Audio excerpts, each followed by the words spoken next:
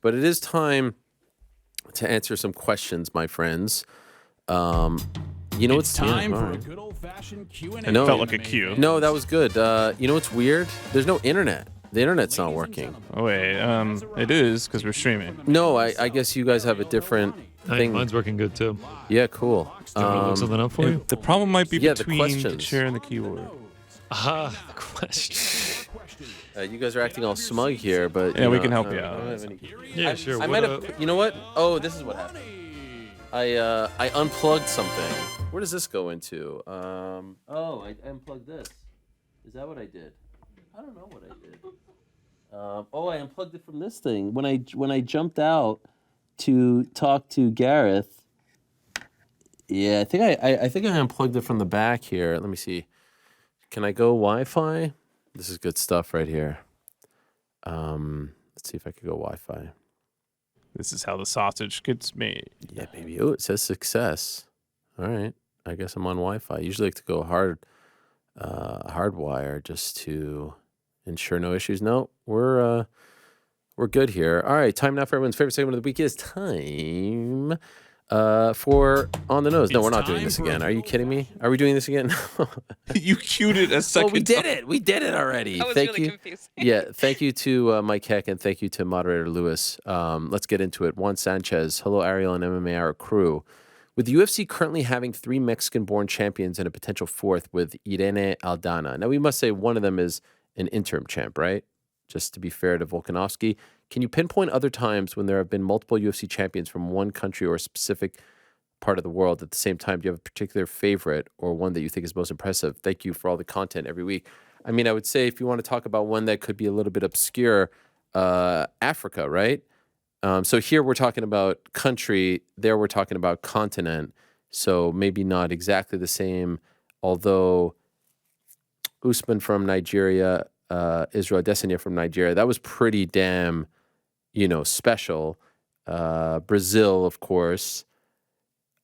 Brazil at one time with Aldo and Nunes and Cyborg at 145, and prior to that with JDS, et cetera, So Fabricio Verdum, USA, obvious.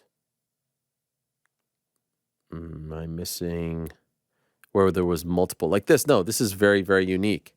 And that's why I say I feel like there's a Mexican wave hitting the UFC right now. You know what's crazy? And I read this online. Let me see here.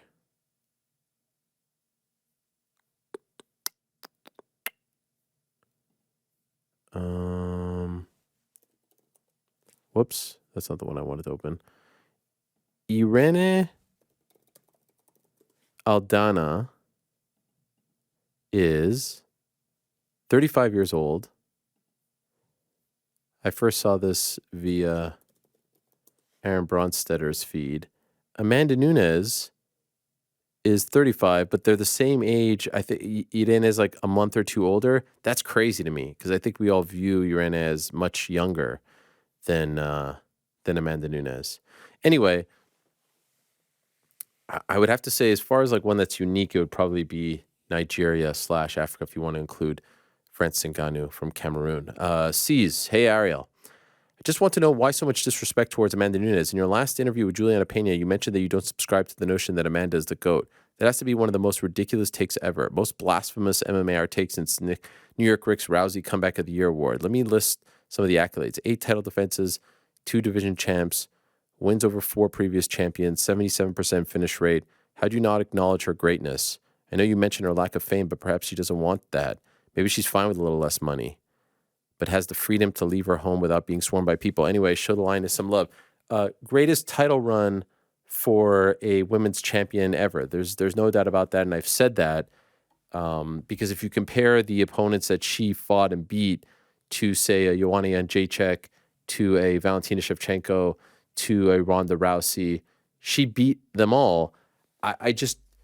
I think it's one of the greatest runs. I don't know if she's the greatest ever. I don't know if there is a greatest ever. And if there has to be a greatest ever, then yes, she is the greatest ever. But I don't know. And if she loses to Aldana, she's still the greatest ever. That's why I say it's one of the greatest runs. No, sorry. It is the greatest run ever for women's MMA and one of the great title runs, period. I just don't know if she is one of the greatest ever.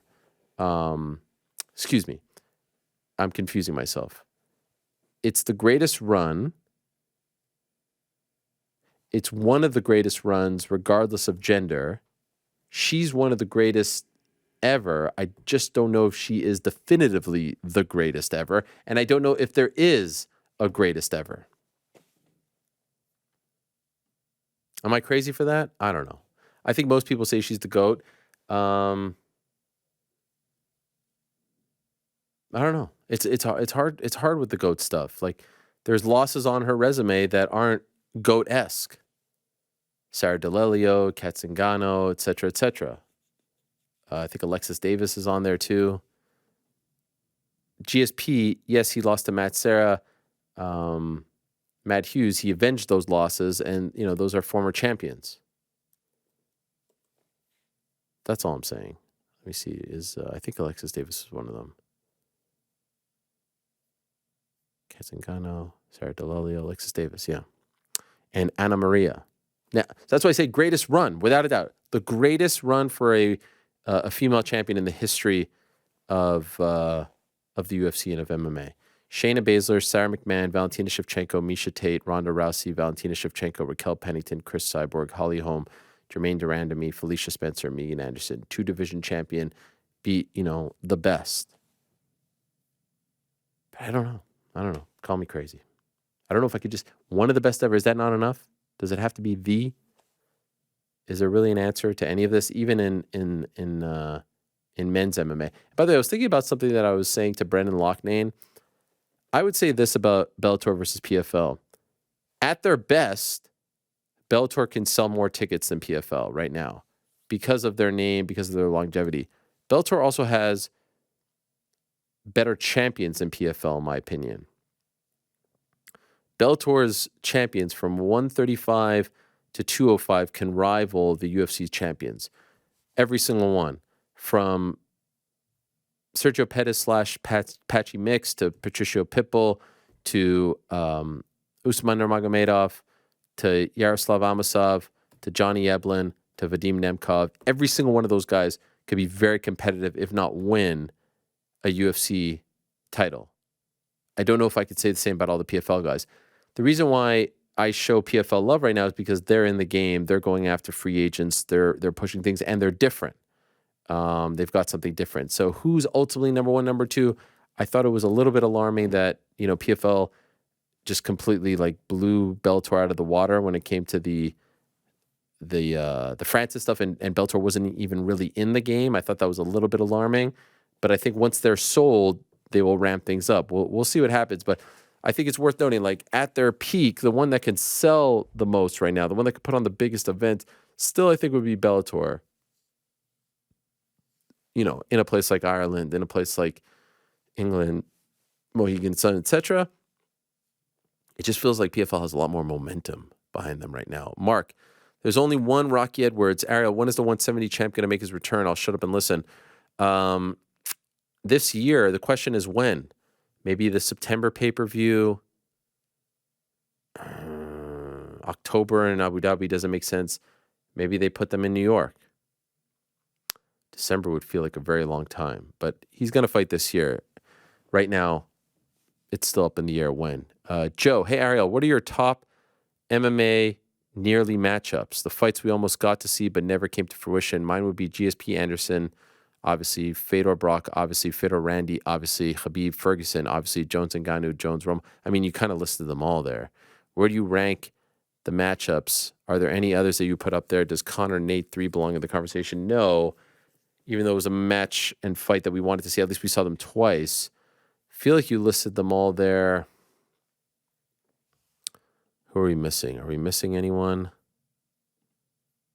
New York Rick, am I forgetting anyone? As you started that question, he stood up and left. Unbelievable. Yeah. Chair's just slowly spinning.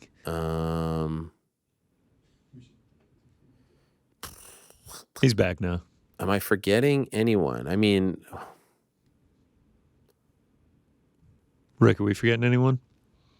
nearly MMA matchups. GSP Anderson. I didn't hear the ones that Ariel rattled off, but I did hear the question. GSP one, Anderson, and Fyodor Brock, kind of cover 'em. Fyodor Randy, Khabib Ferguson, Jones Ngannou.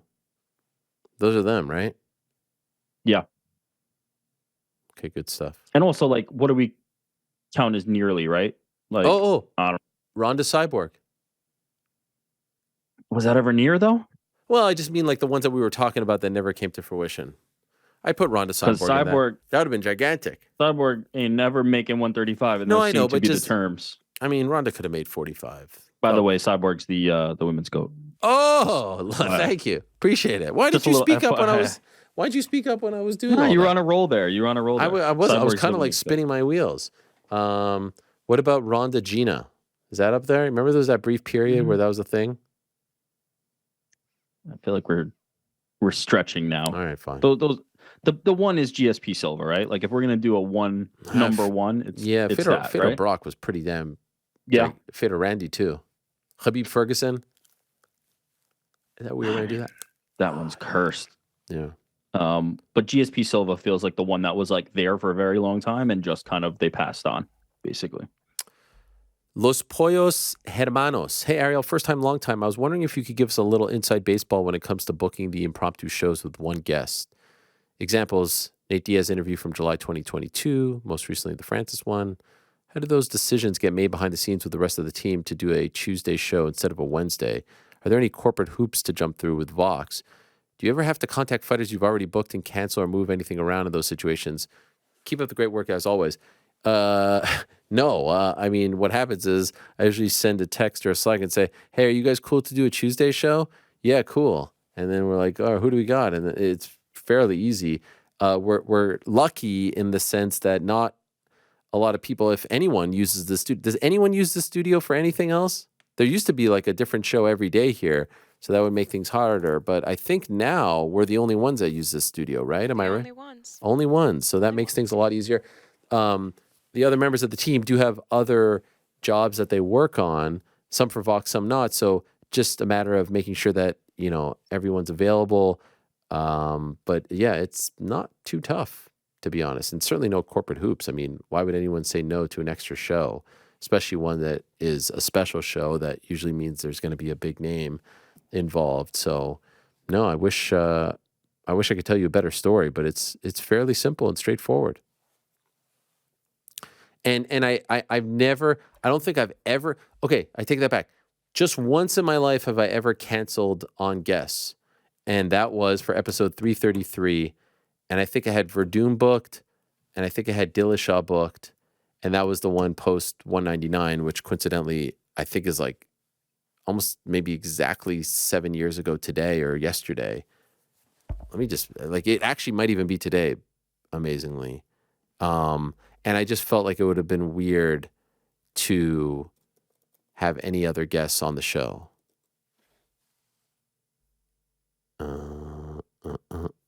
Oops, episode 3. What day was it? It was June 6th. So yesterday, 7 years ago yesterday. That was the only time I ever canceled. When I have these special shows, there's no one booked already. Leroy Jenkins, Ariel, at the pre-sale presser a few weeks back, Nate and Jake discussed increasing the amount of rounds for their bout. Any chance this actually happens? I believe there is a chance. I want to see Nate succeed, and I think we'd all agree the longer the fight goes, the more it benefits him. I think there is a chance. I think there is a chance. We'll see what happens. Could end up being nothing, but I think there is a chance. P.S. Lay off Frank from muting your mic when you take a drink. I assure you the sound of the mic clicking off in your headphones is not nearly as annoying as the sound of you swallowing in mind. Leroy Jenkins. Wow, there you go, Frank. Thanks, Leroy. Woodhouse. Hey, Ariel. Longtime listener, first-time poster here from York, England. I followed the show for years for your MMA content, but have recently been lapping up your newfound love of darts. Since I was a child, the World Championships have been an absolute staple of my family's Christmas TV schedule. My question is this. As a connoisseur of all things punditry, are you familiar with the work of the late, great Sid Waddell? His energy is unmatched in any sport. He was immensely passionate and an absolute live wire, and I think you would massively appreciate his absurdist musings, where you used to spend 5 or so minutes listening to some of his best bits online. His presence was such that upon his passing, the PDC named the coveted World Championship trophy after him, and I think that you will love his character if you can understand his thick Geordie accent. I hope you and the guys enjoyed MSG. Love the show. Thanks for everything.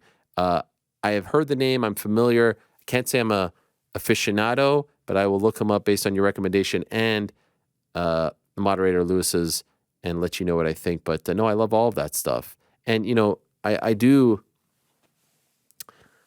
consume a lot of UK media now. I really enjoy it, and I enjoy watching the darts coverage and the Sky Sports and the IFL and the Boxing Social and the Talk Sport and all that stuff. So I'm getting deeper and deeper into it. Nick the Dane, gang, just read about Jake Paul starring in a movie. What if the MMA Hour went Hollywood for an official movie? Who would play everyone? Will Arnett as GC? Drake as Ariel? Seth Rogen as Mysterious Frank? Bradley Cooper as New York Rick? Sound off who's playing who? I gotta say, I think you kind of nailed it. What do you guys think of that? I've actually gotten Seth Rogen like in real life, so I'm surprised that I in wasn't real Seth life, Rogen. people have come up to you and asked you if you're Seth Rogen. No, they're not asking me for autographs, but there's some facial similarities there. Curly hair, I Canadian. guess. Yeah, a little bit on the top there. Will Arnett, I've gotten the voice similarity quite The a voice bit for sure. throughout my life. Even the construction of your face is Arnett-esque. Yeah, I'm down with Arnett. Work with him, on the side. But by What's the his way, name in Arrested Development, Jed. by the way, Rick. Job. Jesus Job. Christ, Yes. Frank. By the way, Rick. I just got a yes out of this. Nick says you're Bradley Cooper. He says that Frank is Seth Rogen. That's what I was saying. I'm surprised that I wasn't. Oh, okay. Frank, how do you feel about Seth Rogen? Yeah, it's all good. Okay. Doesn't sound like you're too into it. Way into it. Seth Rogen's the man. Love that. He has a new movie called Platonic. I saw that on Apple TV yesterday. Is that good? No. I haven't seen Didn't it. see it. What was Seth Couldn't tell Rogen's ya. first Has movie? anybody watched this? No. Donnie Darko. Is it Donnie Darko? Donnie Darko. Is it really? Is Seth Rogen's Wow. first movie? Yeah. Wow. Breaking news. Good job, Frank. I like Look that. at that. Pineapple Express, great one. Oh, Knocked great. Up, great one. Yeah, Pineapple Express he's got is some probably bangers. my favorite all time. I don't know if I've watched a recent Seth Rogen film. Is there a animated one? Yeah, the Yeah, one he where they're does a all lot of food. voice stuff. Food. Oh, right. By the way, Yeah, Sausage Fest. Nice. I heard an interview with Sausage Jerry Party, Seinfeld sorry. I heard an interview with Jerry Seinfeld like 2 years ago where he was doing an animated movie about Pop-Tarts. Did that ever come out? Maybe I'm thinking of the Flamin' Hot Cheetos movie. And I also Unfrosted, the Pop-Tart stories. Is it out? Starring Jerry Seinfeld. I don't know. He looks like he's directing it too. yeah. Yeah, no, not out yet, but it's going to come out on Netflix. There's also a Flamin' Hot Cheetos movie coming out on Apple TV. I'm hearing that Spider-Verse is the best animated movie of all time. Have you guys seen I'll tell it? you after tonight. Tonight. I'll tell you after tonight. Yeah, We're going? If we ever get out I of mean, here. I'm going. Wow. What I'm time? only because of the air Well, quality. thank God I didn't take the 6 o'clock showing. Yeah, no. Right. Yeah, 7:45. I obviously invited you and Rick as well. And everyone. Rick, did you get the invite? I did get the invite. Okay. Yep. Wednesday showing, huh? Yeah, it's great. I mean, it's kind of becoming a staple. Post Finish the Wednesday, let your show, hair yeah. down. Watched Let the the hair first one down. last night for the first time. How many are there?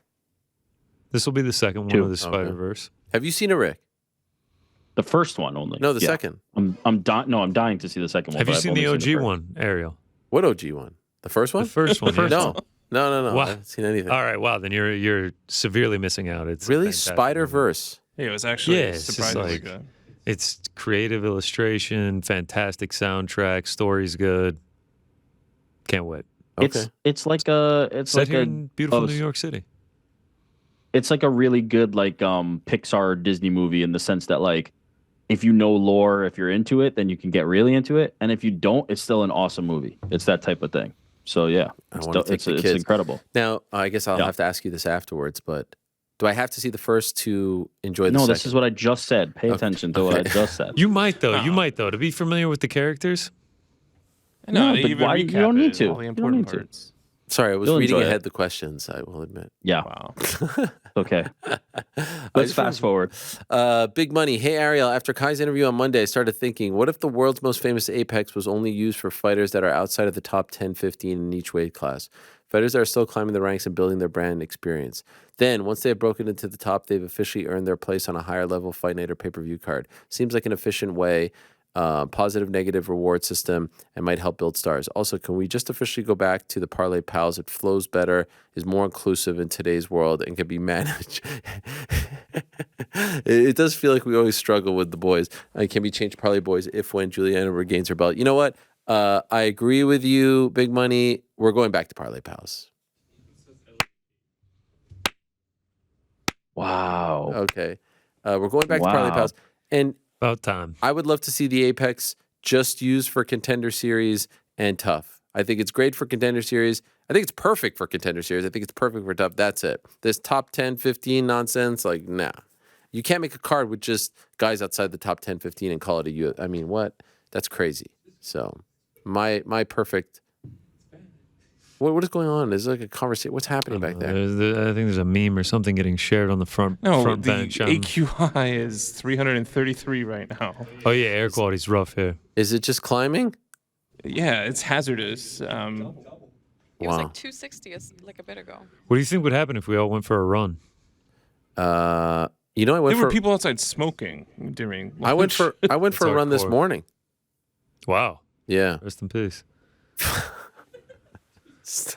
That is not nice. Hey, Ariel and moderator Lewis and everyone on the production in the back. I have a quick question about something that's bothering me. For the Parlay Boys, nay Parlay Pals. Wow, I didn't realize this was such a thing. I've reluctantly come to accept your knockout rule for the losers per week. But could I propose one addendum? This is from Ski, by the way. Did I answer the other part of that? Oh, yeah, I did. For UFCs and other big event weekends, I think the knockouts should be rescinded. For a big weekend, you need the boys at full strength. Also, Parlay Pals for life. You can't seriously call yourself Parlay Boys. It sounds like the title of an off-Broadway musical. New York Rick, am I right? Peace. Wow, okay. I didn't realize this is such a big issue. Parlay Pals, we're back. I mean, I've been pushing for Parlay Pals this entire time. Okay, sorry. No disrespect to Juliana Pena. I think this is very disrespectful to Juliana. If I'm being Honestly, I'm with Rick on this. if anything, she disrespected us by calling us the improper name. That's right. No, the fact that she even acknowledged this Was incredible. Yeah, I mean, let's be rinky honest. dink Let's be operation that honest. we've got going It was a here big is thing. That was huge. Yeah. As for the other part of the Parlay Pals for question, life, though. I like the knockout. Yeah, I mean, who wrote this? Yeah. Frank, because he's out this week. Yeah. Yeah, I sounds also like think, have we ever gone to the point where it's down to two people? No. We always vetoed we always that. That reset doesn't- Yeah. I These are still, your That's own your rules. idea that you keep trying to cram in there. I want to Every time see we do if there's this. one sole survivor. Yeah, it would have been me that one time when it was down to 3, and then I was the only one that got it right. Yeah, and I think you deserve that. would be a great parlay to just have Connor making one singular pick. No, you have Tremendous to, parlay. you have to do the whole thing. You have to do the 3 or more legs. Oh, I see what you're saying. Yeah. See how long it goes. Yes. I mean, I already Oh, give up boy. picks anyway. Yeah, I also love how whoever's knocked out loves letting me know that they're like, yeah, this is great. Don't have to make a pick this week. I'm just like, Wait a nice. second. I've never said that to you. Either have I. Have you ever been knocked out? I've never been knocked out. No, I think I've Yeah. always been. he was knocked out 2 weeks ago. No, but I think I was me. No, I was Yeah, knocked out 2 me- weeks ago. Oh yeah, you were. Wait, I don't have think you I've ever- actually never Listen, been knocked either- out? I've never been knocked out. Either way, it's Wow, that's Rick or incredible. Rick or Frank, and they're like, yeah, it's great not having to make a Feels pick. like they're I'm not caring about it as much as I'm we just are. like, If I'm being honest. I'm like, yeah, I did like 10 hours of research yesterday. Listen, for Frank, my- if So do Frank I. wants to take my spot this week, I'm happy with that. No, we can no. we can sub out. Brandon, hola Ariel, was watching you interview from years back with Dominic Cruz, where he claimed the best moment of his life was the realization of being happy without the belt. Yes, a great moment. I've referenced this a lot. This was in Boston after the TJ fight. It got me thinking, what are the moments like this stand out to you when you think back to all your interviews? Take care, Viva Helwani. Oh boy. I mean, there's a lot. We've talked about some of them. King Mo after beating Musasi in the locker room. Strikeforce 2010. Connor from nothing to something to everything after beating Aldo.